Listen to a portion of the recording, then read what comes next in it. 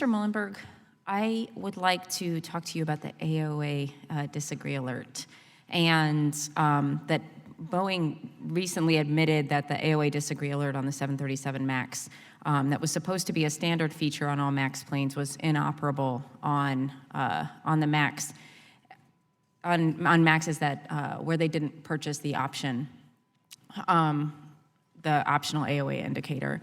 And it seems as though about 20% of the MAX airplanes purchased the AOA indicator.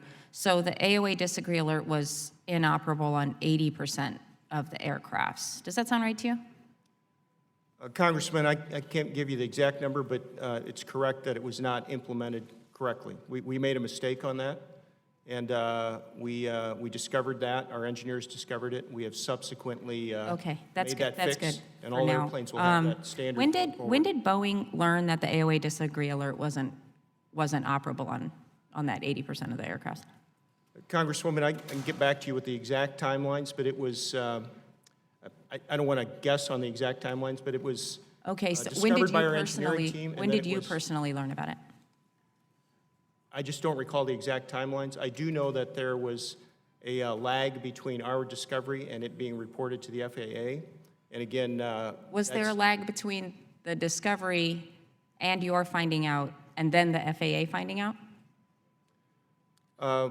Congresswoman, the communication timeline on the AOA disagree alert was too long. The communications were not done the way we should have done them, and that's one of the reasons we've revised our review board structures.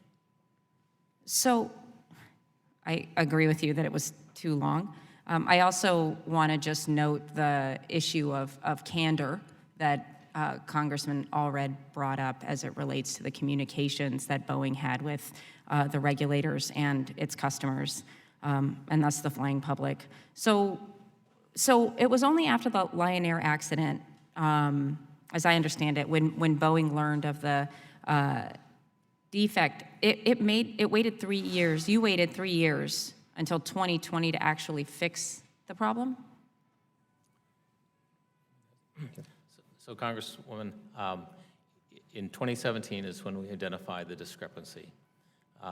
We immediately convened a review board to understand whether or not it was a safety issue or not. We analyzed it and determined it was not critical for safety of flight. We notified the FAA just after, I believe, the Lion Air accident. The FAA independently convened their own safety board. So before you continued to manufacture the MAX and distribute it to the customers, did you, at that time, were you providing these MAX aircraft with a known defect to your customers without telling them that? Congresswoman, yes, the airplane did not conform to the spec, that disagree was not working.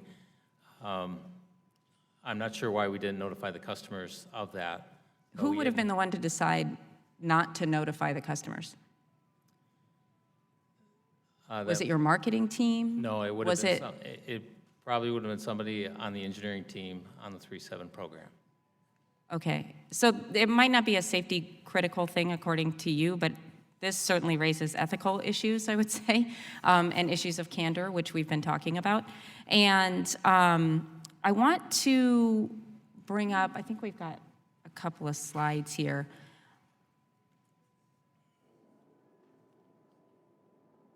Okay, so this is the cover of the Flight Crew Operations Manual, or FCOM.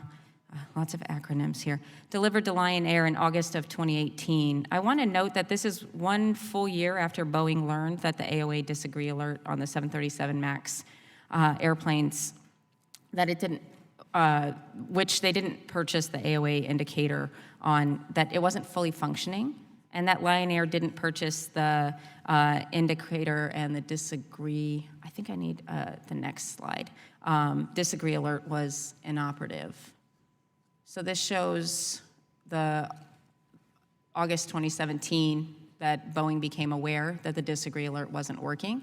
And it wasn't until after the Lion Air crash in October 2018 that they let the FAA know.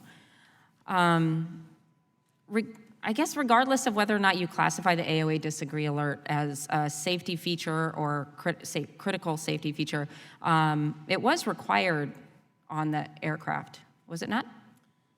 It was part of our configuration spec, but there was no crew action associated when you get the disagree message. So it was for crew awareness. So you're saying, it was part of your what? Congresswoman, it was part of the airplane baseline. It should have been implemented on the airplanes. It was not correctly implemented. We made a mistake. A safety review board was brought together, as John described.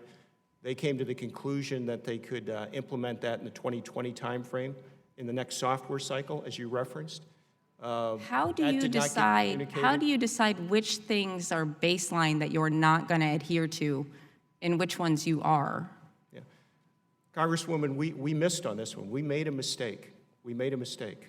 And we've owned up to that. We need to fix it. One of the reasons... My time has expired. Hopefully we'll get to ask you another question, because we at some point need to get to how we make sure as legislators that this doesn't happen again. I yield back.